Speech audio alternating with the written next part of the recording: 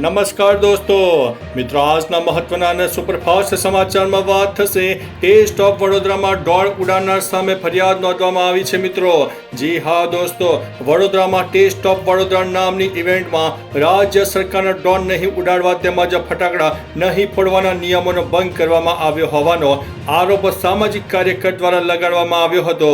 જી હા દોસ્તો, આ અંગે વડોદરા તાલુકા પોલીસ મથકના પોલીસ ઇન્સ્પેક્ટરને ફરિયાદ કરવામાં આવી છે, જેમાં ટેસ્ટ ઓફ વડોદરાના સંચાલકો વિરુદ્ધ ફરિયાદ દાખલ કરીને વધુ કાયદેસરની કાર્યવાહી કરવાની માંગ કરવામાં આવી છે. મિત્રો, અન્ય મહત્વના સમાચારની વાત કરીએ તો પહેલગામ હુમલા પર જ્યોતિ મલ્હોત્રાએ આપ્યું છે ચોંકાવનારું નિવેદન. પાકિસ્તાન માટે મિત્રો જાસૂસી કરવાના આરોપમાં ધરપકડ કરાયેલા યુટ્યુબર જ્યોતિ મલ્હોત્રાની પૂછપરછ કરવામાં આવી રહી છે. આ દરમિયાન જ્યોતિ મલ્હોત્રાનો એક વિડીયો સોશિયલ મીડિયા પર સામે આવ્યો છે, જેમાં તે પહેલગામ આતંકવાદી હુમલા બાદ પોતાની પ્રતિક્રિયા આપતી જોવા મળી રહી છે.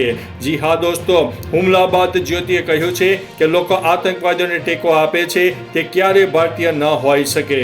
મિત્રો, અન્ય મહત્વના સમાચારની વાત કરીએ તો પ્રોફેસરને ઓપરેશન સિંદૂર પર ટિપ્પણી કરવી મિત્રો ભારે પડી છે. ઓપરેશન સિંદૂર પર વાદાજનક ટિપ્પણી કરનારા સામે દેશભરમાં કાર્યવાહી કરવામાં આવી રહી છે, જે અંતર્ગત હરિયાણાના સોનીપતમાં પોલીસે એક યુનિવર્સિટીમાં એસોસિએટ પ્રોફેસરની ધરપકડ કરી છે. સોશિયલ મીડિયા પર મિત્રો એસોસિએટ પ્રોફેસર અલી ખાન મહેમૂદા બાદની પોસ્ટ સામે આવ્યા બાદ તેની સામે કાર્યવાહી કરવામાં આવી છે. ભાજપ યુવા મોરચાના નેતાની ફરિયાદના આધારે તેની ધરપકડ કરવામાં આવી છે. મિત્રો, અન્ય મહત્વના સમાચારની વાત કરીએ તો વાવાઝોડાને જોતા આગામી 6 દિવસ મહત્વપૂર્ણ માનવામાં આવશે. 28 મે થી 31 મે વચ્ચેના ગ્રહોના ફેરફારના યોગો હોવાથી 25 થી 31 મે સુધી ગુજરાતમાં ભારે વરસાદની શક્યતા રહેલી છે. હાલના સંજોગો જોતા મુંબઈ અને ગોવા વચ્ચે ચક્રવાત બનવાની શક્યતા છે.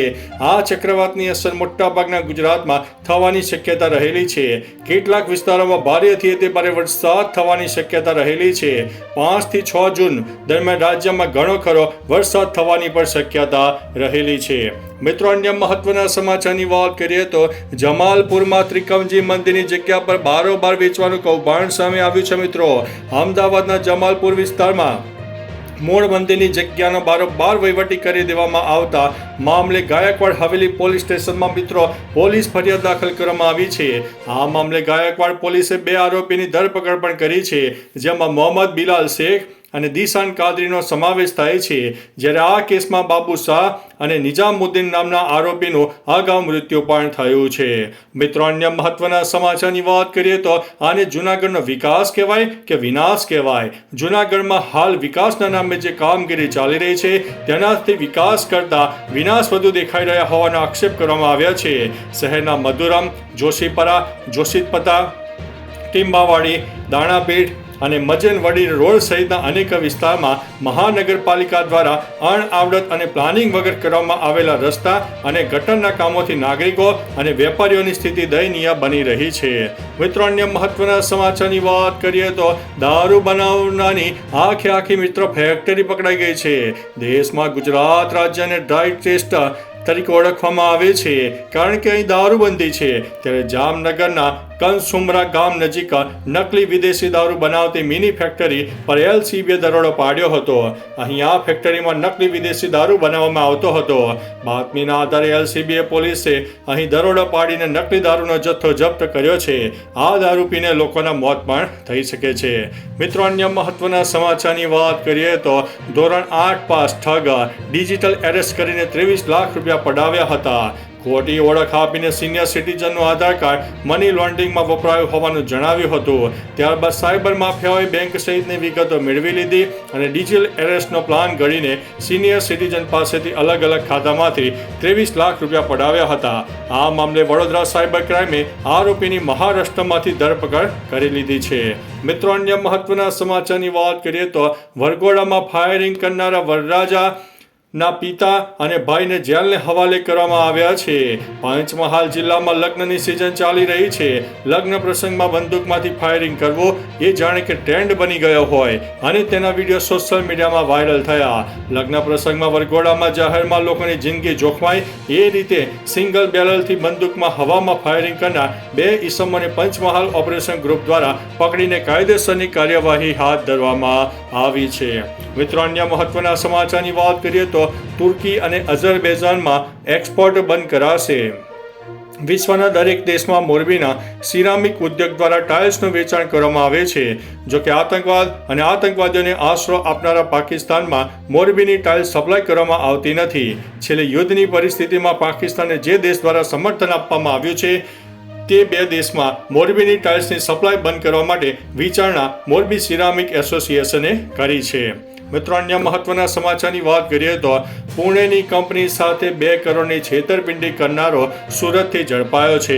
પુણેના પિંપરી ચિંચાવાડની એક કંપનીમાંથી આશરે 2 કરોડની છેતરપિંડી કરનારા આરોપીને પોલીસે ગુજરાતમાંથી પકડી પાડ્યો છે. એક પોલીસ અધિકારીએ જણાવ્યું છે કે કંપનીની 1 કરોડની રકમ પાછી મેળવી લેવામાં આવી છે. તેમણે જણાવ્યું છે કે MID સહિતની કંપનીના એકાઉન્ટન્ટને 15 મેના રોજ કંપનીના ડિરેક્ટરના નામથી એક કથિત મેસેજ મળ્યો હતો.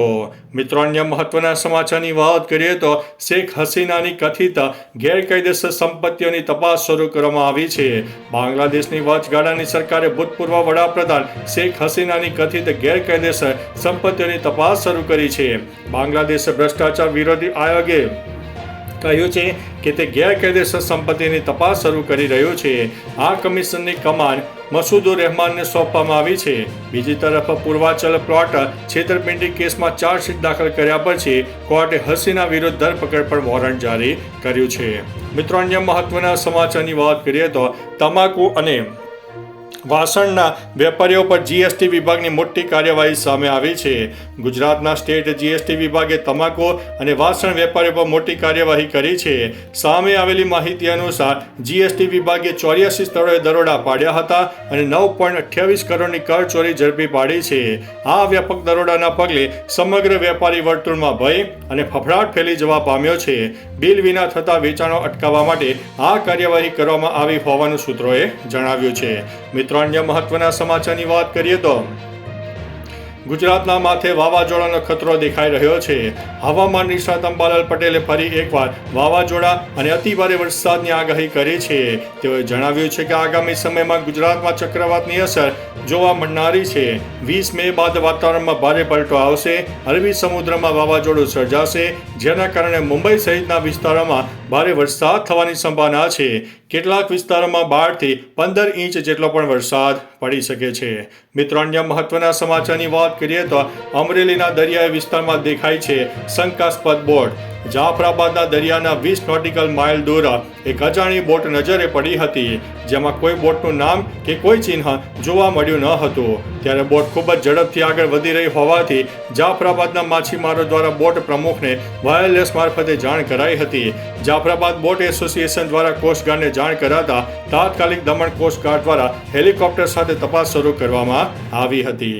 તો ચાલો મિત્રો, ફરીથી દેશ અને દુનિયાના સુપરફાસ્ટ સમાચાર લઈને મળતા રહીશું. ત્યાં સુધી અમને રજા આપશો. નમસ્તે.